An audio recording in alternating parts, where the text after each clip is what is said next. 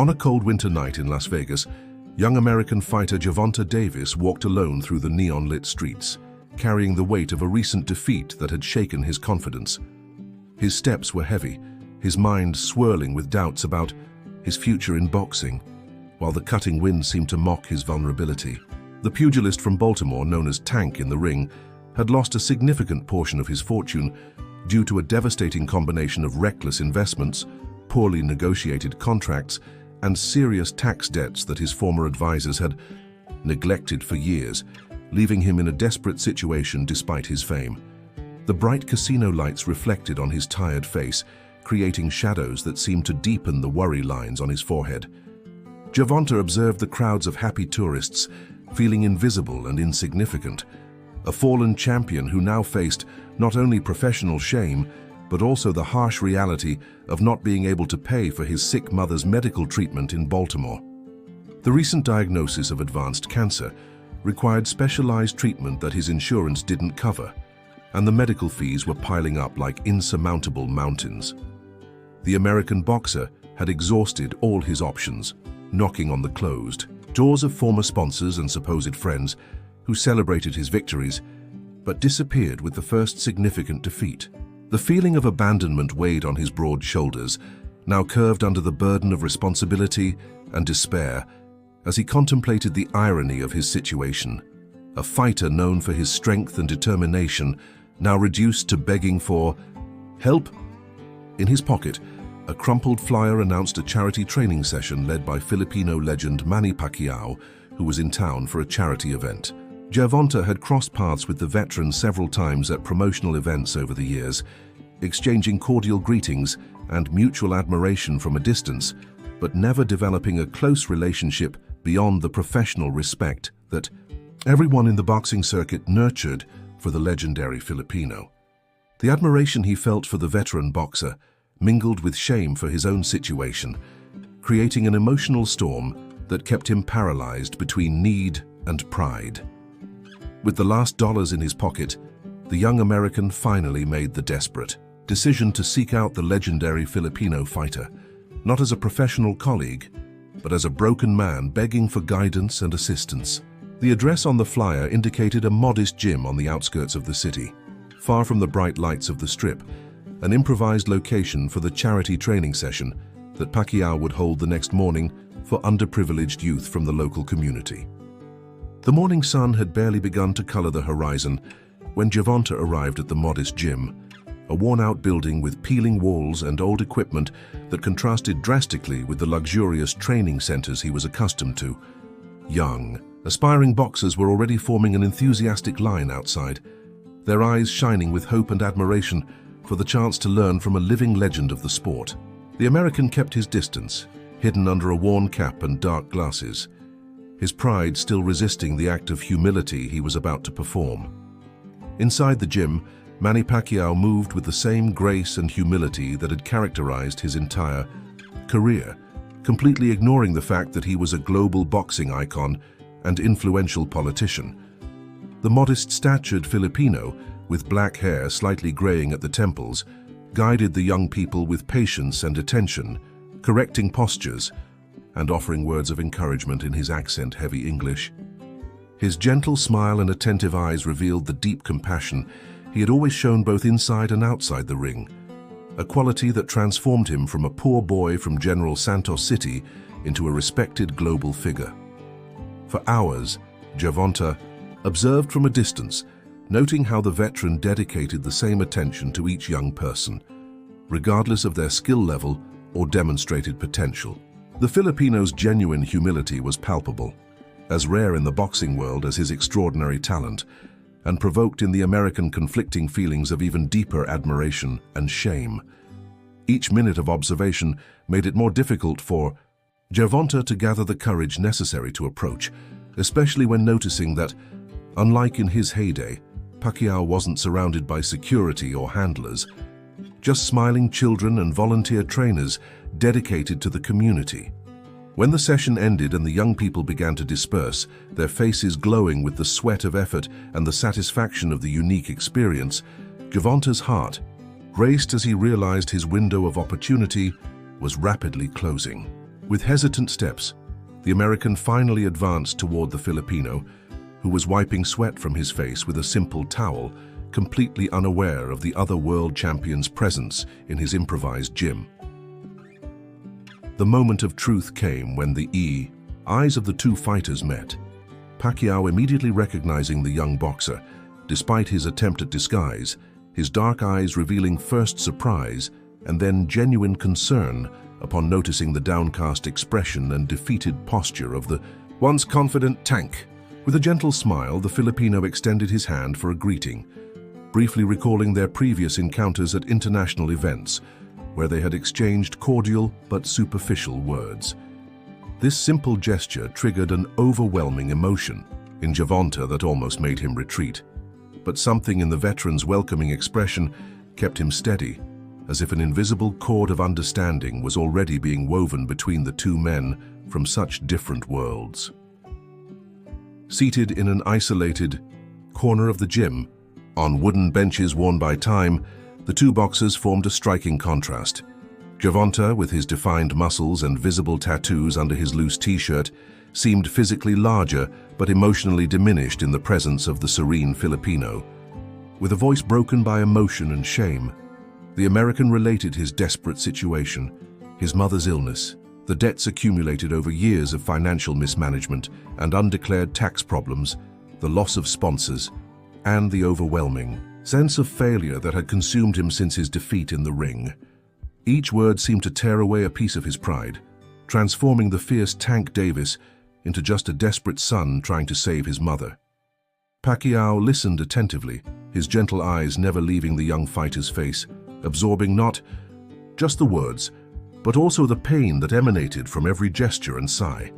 The Filipino veteran recognized in that moment of vulnerability something he himself had experienced in his journey, the highs and lows that the sport mercilessly imposes on its practitioners, and the fragility hidden beneath the armor of strength that all fighters are forced to build.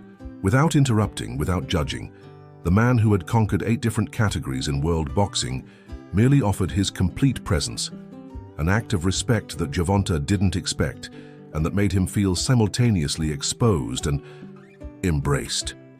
When the American finally finished his account, a heavy silence filled the space between them, amplified by the distant sounds of punching bags being hit in another part of the gym.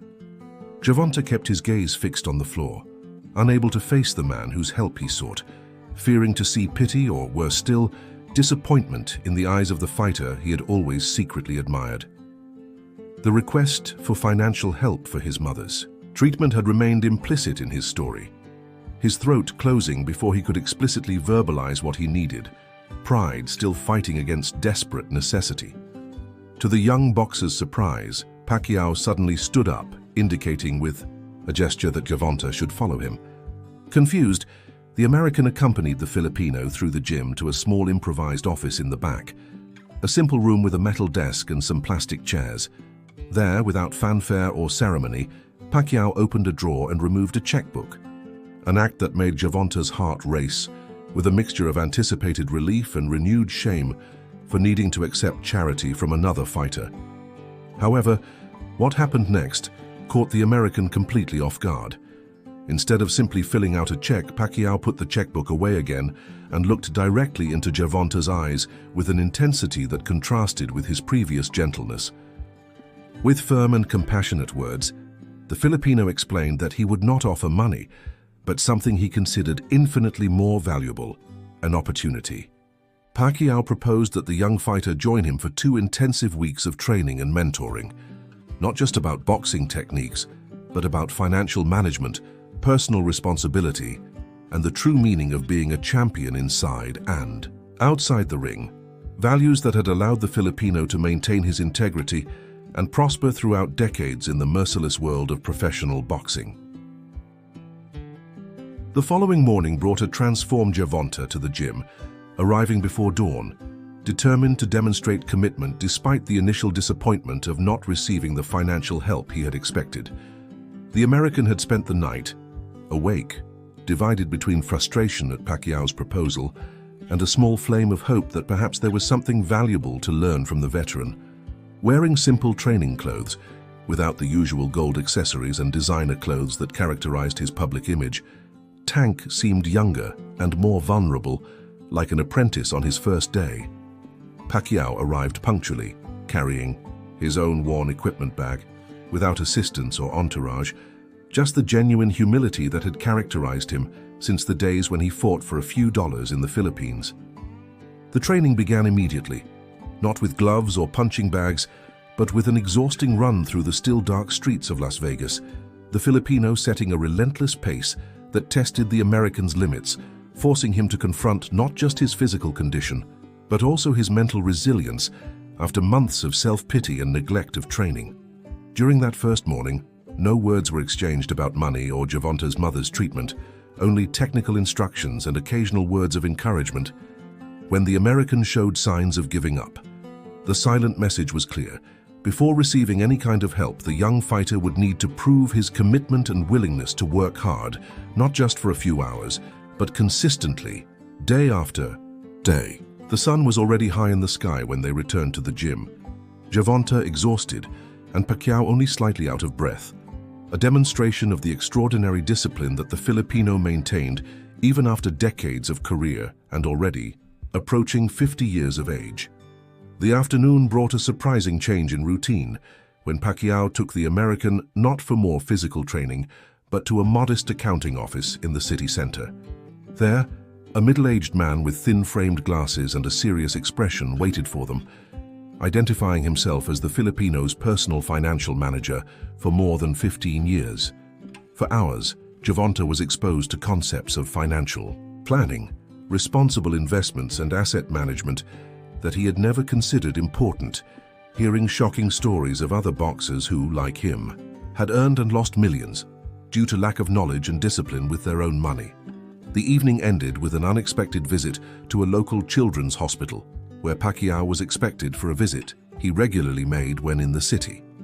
Observing the veteran interact with sick children, dedicating the same attention and respect to each small patient, Gervonta felt something change within himself. The Filipino's genuine compassion, completely devoid of cameras or publicity, contrasted drastically with the charitable appearances that the American occasionally made, always carefully documented for his social media and image building. In that moment, amidst the sound of children's laughter and the gleam in those children's eyes, Tank began to understand that perhaps Pacquiao was offering something much more valuable than a simple check. The following days established an exhausting but transformative pattern. Mornings dedicated to physical and technical training, where Pacquiao shared not just movements and strategies that made him legendary, but also lessons about patience and adaptation. Afternoons focused on financial education and career planning, with experts brought by the Filipino to guide the young American, and evenings surprisingly dedicated to community work in different parts of Las Vegas. Gervonta's body ached. His mind was overloaded with new information, but a clarity began to emerge amidst the fatigue, as if each tense muscle and each new concept learned was removing layers of an unnecessary armor that he had built around himself. A particularly significant afternoon occurred when Pacquiao took the American to a small and discreet law office, where a lawyer specializing in medical rights awaited them. To Gervonta's surprise, the Filipino had silently investigated his mother's case and discovered that the hospital in Baltimore was legally obligated to provide certain treatment options through assistance programs, information that had been deliberately omitted from the Davis family. In an emotional video conference, the lawyer explained directly to Gervonta's mother her rights and the next steps to ensure the necessary treatment. Although a significant portion of the costs still needed to be covered, a combination of existing assistance resources, pro bono legal aid and negotiation with the hospital would drastically reduce the amount that initially seemed impossible to achieve. That night, alone in his cheap hotel room, the American cried for the first time since childhood, silent tears of relief, gratitude, and shame for having misjudged Pacquiao's intentions. The help that the Filipino offered was deeper and more lasting than any amount of money could be, attacking not just the immediate problem, but its root causes, the lack of knowledge, planning, and purpose that had characterized Tank's meteoric but disorganized career. As the city pulsed with its nighttime energy outside the window, Gervonta made a silent promise to himself to absorb every lesson he could during the remaining time with the veteran. The next morning, something had changed in the American's attitude. The initial resistance had been completely replaced by a receptive humility and renewed determination. For the first time, it was Gervonta who arrived earlier at the gym, already warming up and practicing the movements he had learned in previous days. When Pacquiao appeared, the Filipino noticed the change immediately, a small smile appearing on his face marked by time and countless battles, recognizing the first signs of transformation that he had witnessed so many times before in young fighters around the world. That day marked an evolution in training, with Pacquiao finally climbing into the ring for some light sparring rounds with the American. The age difference and the fact that the Filipino was technically retired from professional competitions didn't diminish his impressive speed and technical precision at all, leaving Gervonta simultaneously frustrated and amazed. Each movement of the veteran seemed a living lesson, each dodge a demonstration of decades of refined experience, each counterattack proof that true mastery in boxing came not just from brute force or natural speed, but from a deep understanding of rhythm, distance, and opportune moment, qualities that transcended the physical limitations imposed by time. In the middle of the second week, Pacquiao surprised Gervonta with an unexpected announcement. The next day, instead of the usual training, they would participate in a small charity exhibition at a local community center, raising funds for youth sports programs. The American felt a knot in his stomach, unsure about appearing publicly in his current state, not just physically below his best form, but also emotionally vulnerable, and still processing all the internal changes he was experiencing. Noticing the young man's hesitation, the Filipino gently explained that this would be an opportunity not just to contribute to an important cause, but also to reconnect with the most fundamental aspect of boxing, its ability to inspire and unite communities.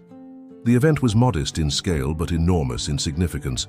A small gym decorated with handmade posters by local children, improvised bleachers filled with families who had saved to buy affordable tickets, and a simple ring set up. In the center of the space, there were no television cameras, reporters from major outlets or corporate sponsors, just people genuinely passionate about the sport and eager to see two boxing legends up close. As Gervonta and Pacquiao entered the venue, the American was surprised by the warmth of the reception, especially from the children who shouted his name with genuine admiration, without any knowledge of his recent difficulties or defeats. Exhibition itself was a revelation for Tank. For the first time in years, he boxed not for personal glory, million-dollar contracts or titles, but purely for the joy of the sport and to inspire the young people attentively observing every movement. Following Pacquiao's example, the American moderated his natural power, focusing on demonstrating technique, agility, and the artistic beauty of boxing that frequently became obscured by the brutality of professional fights. The smiles and applause of the children at each well-executed combination evoked a satisfaction different from any ovation he had received in glamorous arenas around the world. After the exhibition came the moment that secretly frightened Gervonta the most, a question-and-answer session with the young people present.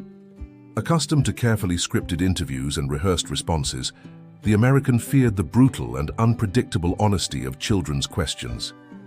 To his surprise, it was precisely this interaction that provoked the most profound moment of the day, when a girl of approximately 10 years old, with boxing gloves too big for her small hands, asked him not about victories or money, but about the time when he had felt most afraid in his life and how he had overcome that feeling. The innocent question hit Gervonta like a precise blow, instantly knocking down the last defenses he still maintained.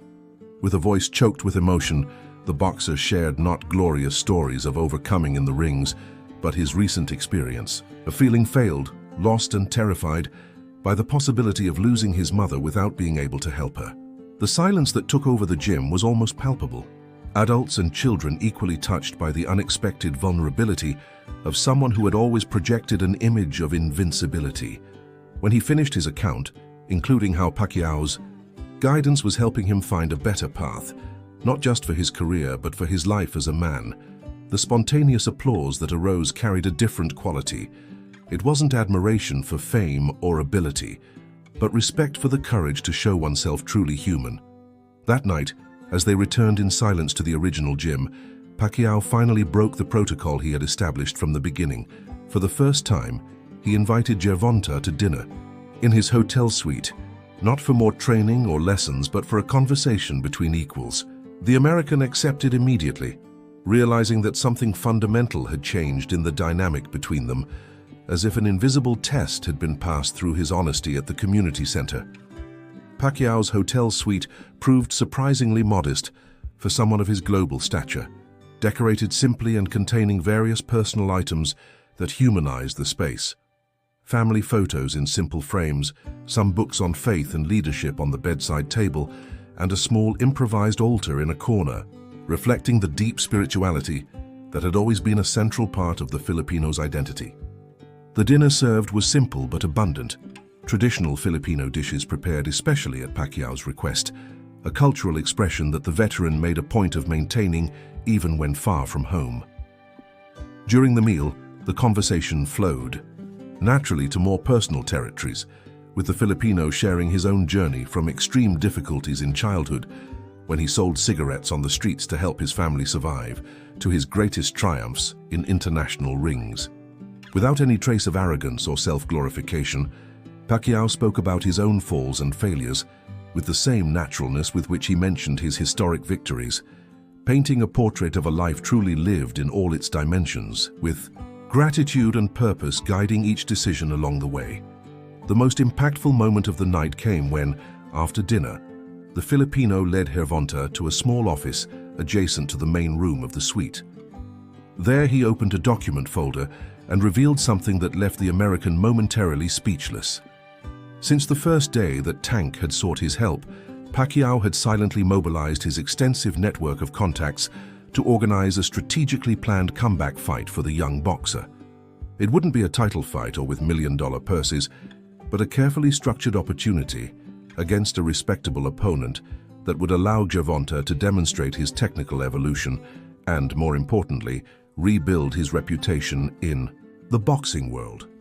The documents included not just the preliminary contract for the fight, which would happen in 3 months, but also a complete financial plan developed by the Filipinos' consultants, detailing how the earnings from this and future fights could be managed to ensure both the continued treatment of Gervonta's mother and the gradual and sustainable reconstruction of his financial situation.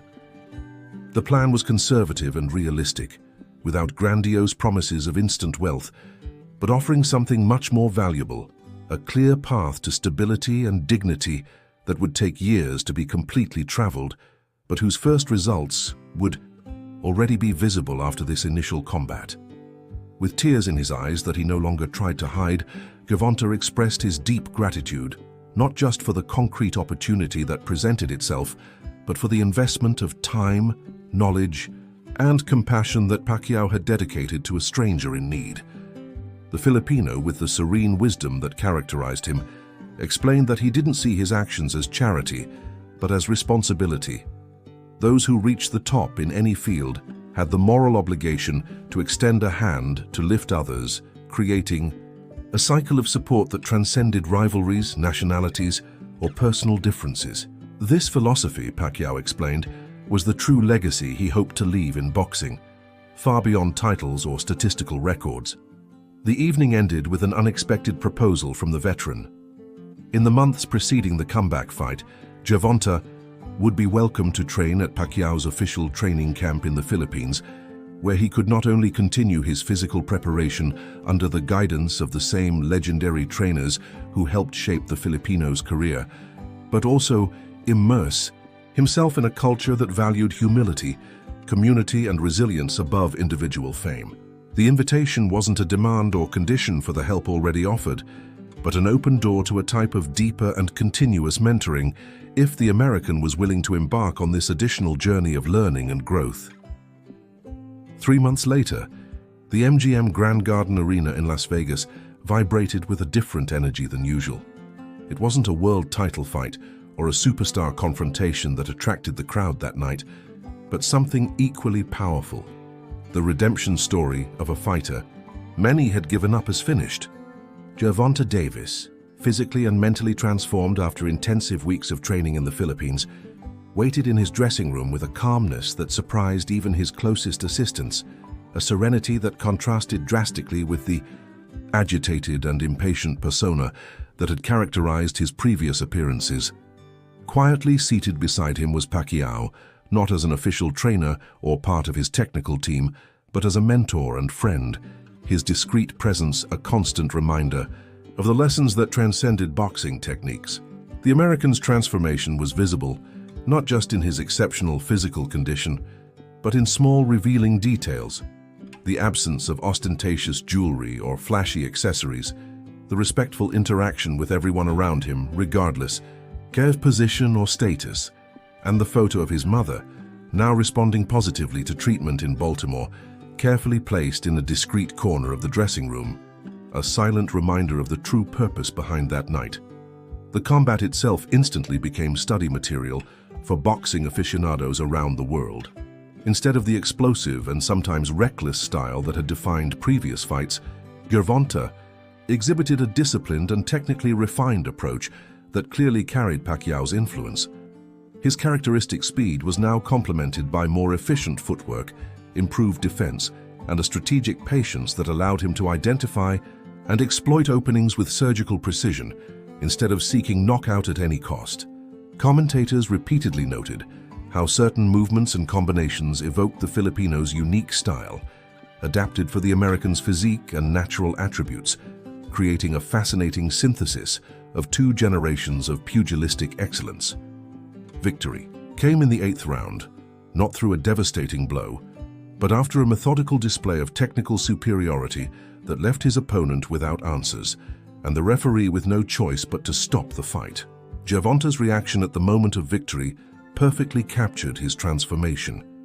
Instead of the exuberant celebrations and provocations that usually marked his triumphs, the American simply knelt in the center of the ring in a moment of silent reflection, before rising to respectfully embrace his opponent and thank the technical team. In the post-fight interview, before the cameras and microphones that had previously intimidated him with their merciless questions, Gervonta surprised journalists and fans with an eloquence and honesty rarely seen in the boxing world. Without hesitation, the American credited his professional and personal resurrection to Pacquiao's guidance, describing how the seemingly casual encounter in Las Vegas months before had transformed into the most significant turning point of his life. With a voice choked with emotion, Tank publicly shared parts of his recent journey, including the financial and family difficulties he had faced, breaking the unwritten taboo that discouraged fighters from demonstrating vulnerability. The most touching moment of the night, captured in videos that would go viral in the following hours, occurred when Gervonta invited Pacquiao to join him in the ring during the interview. The Filipino veteran, visibly reluctant to divert attention from the young fighter's triumph, eventually yielded to the enthusiastic appeals of the crowd. When the two boxers embraced in the center of the ring, representing different generations, but united by shared values and mutual respect, there wasn't a dry eye in the arena. In a sport often defined by bitter rivalries and inflated egos, that genuine demonstration of mentorship and gratitude offered a glimpse of something deeper and more meaningful. In the weeks and months that followed, the story of the unlikely friendship between the two champions inspired a wave of similar initiatives in the boxing world and beyond.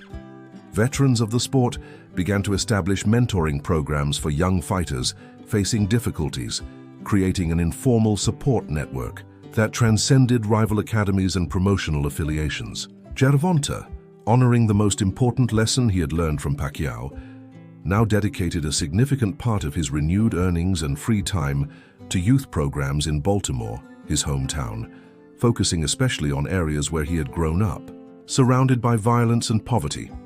The American's transformation continued to manifest itself in every aspect of his career: more reflective interviews, exemplary behavior during promotional events, and a disciplined approach in training that impressed even his severest critics.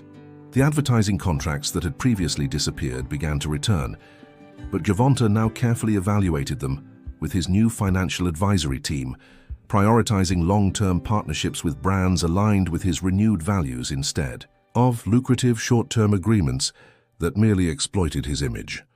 On a quiet afternoon 6 months after his comeback fight, Tank received a special package sent from the Philippines. Inside, he found a pair of worn training gloves clearly used for many years, accompanied by a handwritten letter from Pacquiao. The veteran explained that those were the same gloves he had used during his early years of professional training, when he was still fighting to support his family in conditions of extreme poverty. The patched and faded gloves had been preserved as a constant reminder of his humble origins and the importance of remaining true to his principles, regardless of the heights he reached in the sport or public life. Now, wrote the Filipino, it was time to pass that symbol forward, not as a prize for past achievements, but as a reminder of the responsibilities that accompanied the privilege of influencing so many lives through boxing. The true measure of Gervonta's growth wasn't in the reconquered titles or the restored bank balance in the following months, but in quiet moments away from the spotlight, in regular visits to the hospital where his mother received treatment, now accompanied by quality time instead of just hurried checks, in mornings dedicated to training, promising youths without charging a penny, transmitting not just techniques but values, and in the simplicity with which he now conducted his personal life, free from the need for constant validation through extravagant displays of wealth or status.